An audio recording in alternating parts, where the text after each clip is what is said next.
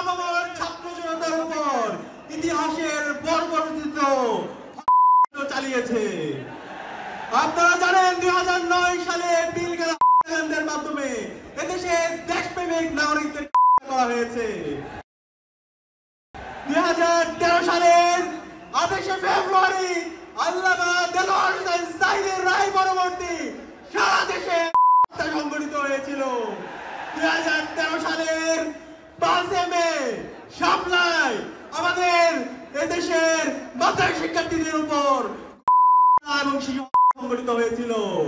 এভাবে আপনারা জানেন আমাদের ক্যাম্পাসগুলোতে ছাত্রলীগের সন্ত্রাসীরা আমাদের উপর ন্যাক্কার হত্যাকাণ্ড চালিয়েছিল। আগ্রাসনের বিরুদ্ধে, আধিপত্যবাদের বিরুদ্ধে কথা বলতে গিয়ে বুয়েটের মেধাবী শিক্ষার্থী আমাদের ভাই আবরার পাল শহীদ হয়েছে। এভাবে গত 16 বছরে আমাদের নেতৃবৃন্দকে আধিপত্যবাদের বিরুদ্ধে কথা বলার কারণে, আগ্রাসনের বিরুদ্ধে কথা বলার কারণে শহীদ করা হয়েছে। আজকের এই প্রোগ্রামের জাতীয় সমাবেশের শুরুতে গভীর শ্রদ্ধার সাথে আধিপত্যবাদের বিরুদ্ধে, আগ্রাসনের বিরুদ্ধে সকল শহীদদের শ্রদ্ধার সাথে স্মরণ করছি। সাথে সাথে জুলাই বিপ্লবের আবু সাঈদ ওয়াসিম শান্ত থেকে শুরু করে শহীদ আলী রায়হান 2000-এর অধিক যে সমস্ত ভাই বোন শহীদ হয়েছে সকল শহীদদেরকে শ্রদ্ধার সাথে স্মরণ করছি। আল্লাহ পাক সুবহানাহু ওয়া তাআলা সকল শহীদদের জান্নাতুল ফেরদৌসের মেহমান হিসেবে কবুল করুক। আল্লাহুম্মা আমিন। প্রিয় উপস্থিতি, আপনাদেরকে অনুরোধ করবো আজকের এই জাতীয় সমাবেশ থেকে আমাদেরকে বাংলাদেশ প্রশ্নে ঐক্যবদ্ধ হইতে হবে।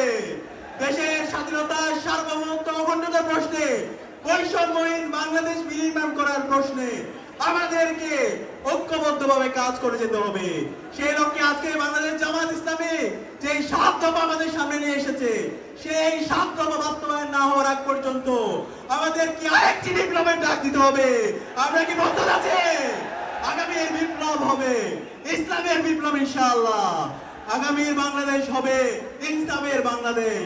বাংলাদেশ জিন্দাবাদ, বাংলা ইসলামী ছাত্র শিবির জিন্দাবাদ।